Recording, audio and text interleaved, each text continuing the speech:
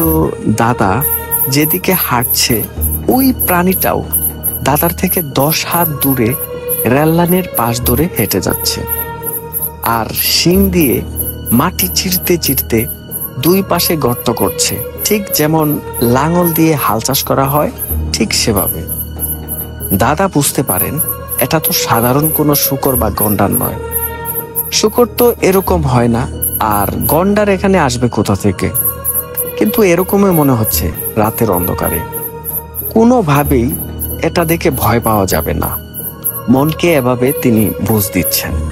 তো উনি রেল লাইনের ভেতর দিয়ে হাঁটছেন, পাশাপাশি বিড়ি ধরিয়েই রেখেছেন। ওই প্রাণীটাও হাঁটছে।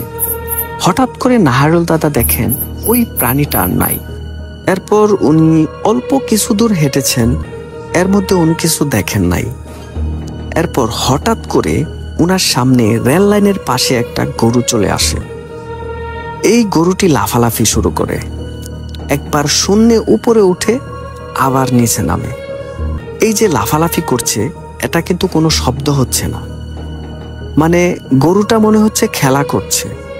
এক পর্যায়ে এই গরুটি লাফালাফি বন্ধ করে দেয় আর গরুর মতো ডাকতে থাকে, কিন্তু এত জোরে জোরে ডাক দিচ্ছে মনে হচ্ছে নাহারুল দাদার কানের পর্দা ফেটে যাবে। উনি 2 হাত দিয়ে কান বন্ধ করে দাঁড়িয়ে থাকেন আর রেল লাইনের 2 পাশে খেয়াল করতে থাকেন যে ট্রেন আসছে কিনা, কারণ কানে হাত দেওয়ার কারণে ট্রেন আসার শব্দ যদি উনি শুনতে না পারেন সেক্ষেত্রে ভয়ানক দুর্ঘটনা ঘটে যেতে পারে। তখন নাহারুল দাদা রেল লাইনের 2 পাশে তাকিয়ে বাড়ির দিকে জুড়ে হাঁটতে শুরু করেছেন। উনি দেখেন তার আশেপাশে এখন একটি গরু না, অনেকগুলো গরু তার সাথে হেঁটে যাচ্ছে। দাদা তো সামনে জুড়ে জুড়ে হাঁটতে থাকেন আর এই গরুগুলোর দিকে মাঝে মাঝে তাকাচ্ছেন। এরপর তিনি দেখেন গরুগুলো আস্তে আস্তে কমতে শুরু করেছে।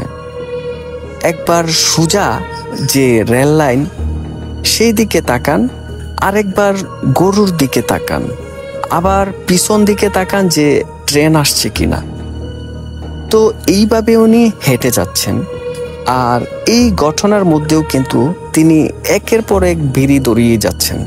এর মধ্যে গরুগুলো কমতে কমতে একটা গরু পাশ দিয়ে চলছে।